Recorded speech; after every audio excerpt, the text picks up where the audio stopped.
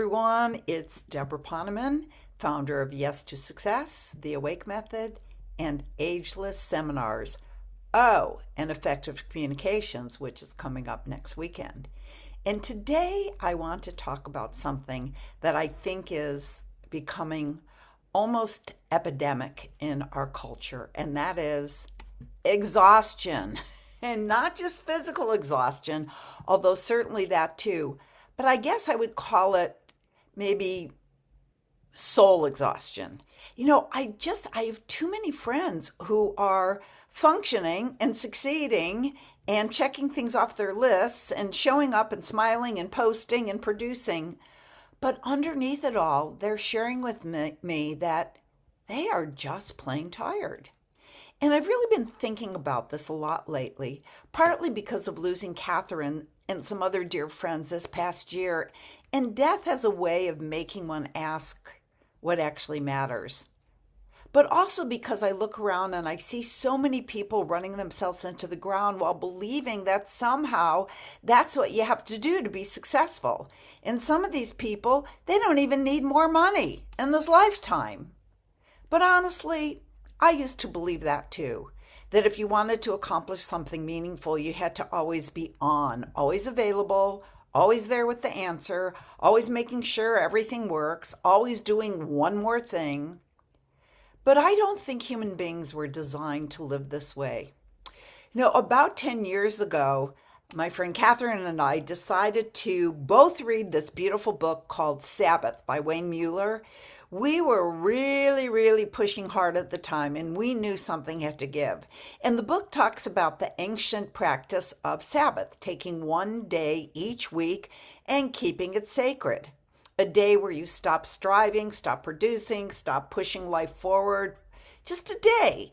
And just remember that you're a human being, not a machine, and you still have the other 6 days. So Catherine and I decided that we were going to go for it. Not necessarily in a strict religious sense, but intentionally nonetheless. And I remember how hard it was for me. She found it difficult too, but a little easier than me. But we did it.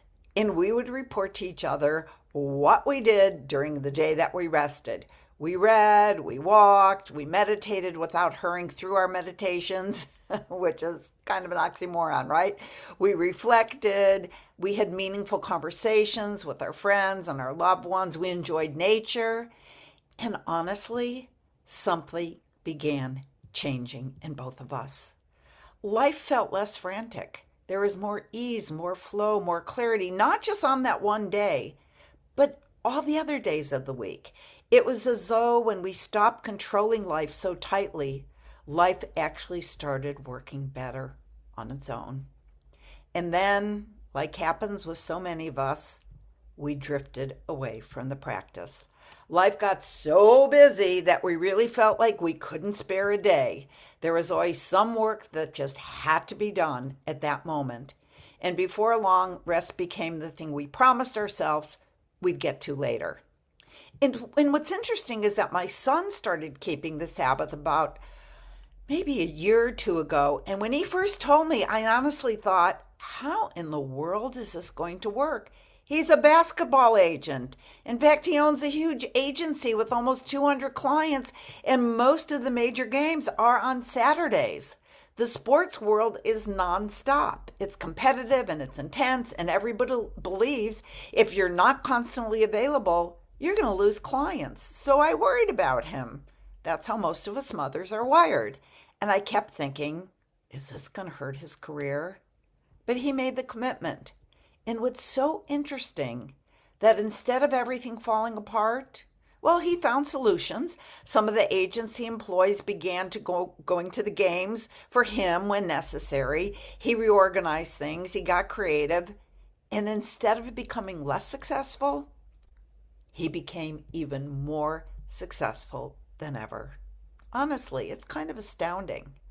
And it made me wonder if we've all bought into kind of a lie somewhere along the line. The lie that exhaustion equals importance, that burnout is evidence of ambition, that rest is laziness, that not getting sleep because you have so much to do is a huge badge badge of honor. My friend Jennifer Huff used to call it the busyness Olympics, where we were like competing over who got the fewest hours of sleep. But what if rest is not the opposite of success? What if rest is actually where success comes from? I know in my own life some of my greatest ideas and deepest insights and strongest intuitions and even the biggest opportunities have come not when I was forcing and striving and exhausting myself, but when I got quiet enough to hear, when I would do long meditations, when I would go on long meditation retreats. And recently, I felt Catherine very strongly around me. And I know some people might be uncomfortable hearing someone say that they're communicating with somebody on the other side of the veil, but it's true for me. I feel her. In fact, I talk to her all the time. And one of the things I keep hearing her say is, it's time to begin that thing again that we used to do. Not just with keeping the Sabbath that we made the pact to do so many years ago, but with remembering what actually matters. And I think one of the saddest things happening right now is that so many people no longer know how to be still without feeling guilty. You know what I want to do in that stillness? I want to spend more time with those that I love.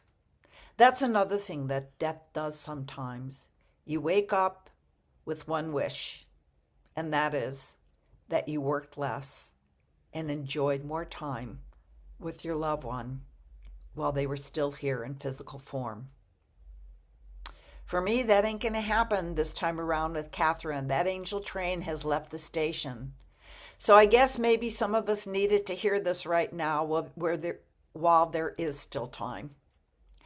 But my bottom line here is that maybe the breakthrough you're looking for in your life isn't going to come from working harder. Maybe the clarity you need isn't going to come from more effort. Maybe the healing you need isn't going to come from pushing through. Maybe what your soul is asking for is simply a little space to breathe.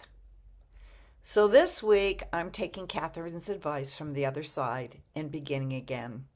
I'm reclaiming my sacred rest. Even a few hours, no rushing, no proving, no being everything to everyone, just being, and trusting that the world will probably continue.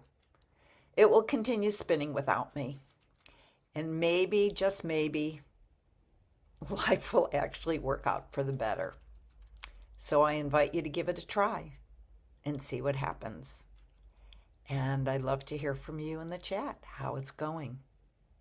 So have a great week, and I'll see you next Saturday. Bye for now.